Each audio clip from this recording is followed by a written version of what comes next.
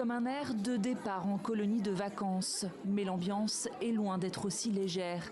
Ses parents sont venus accompagner leur enfant au train.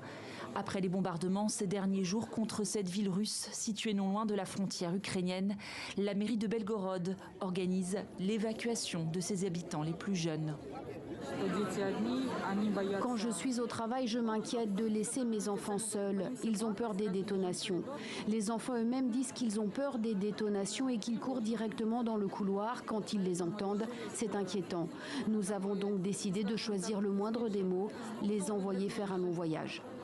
Selon la mairie, un premier groupe de 400 écoliers devait quitter Belgorod mercredi pour 21 jours et 1300 autres seraient prêts à partir.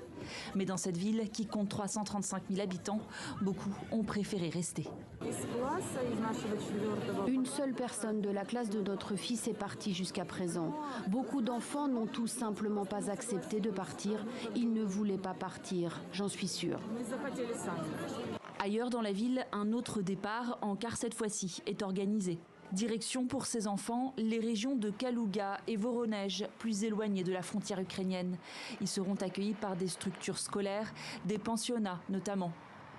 Un éloignement temporaire, le temps que la situation se calme.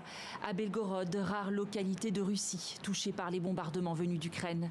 Fin décembre, une frappe a fait 25 morts dans la ville, lancée en réponse au raid massif de l'armée de Moscou en Ukraine. Cette attaque est la plus meurtrière sur le sol russe depuis le début de la guerre. Depuis, les tirs sur la ville sont devenus quasi quotidiens. Je crois qu'aucun endroit n'est sûr, parce que cela peut arriver n'importe où, à la maison ou bien dans une ville voisine. La peur est toujours présente. Pour la première fois en 2 ans de conflit, les habitants ont été appelés à sécuriser leurs fenêtres pour se protéger des éclats de verre en cas de frappes ukrainiennes. La rentrée scolaire est reportée au 19 janvier.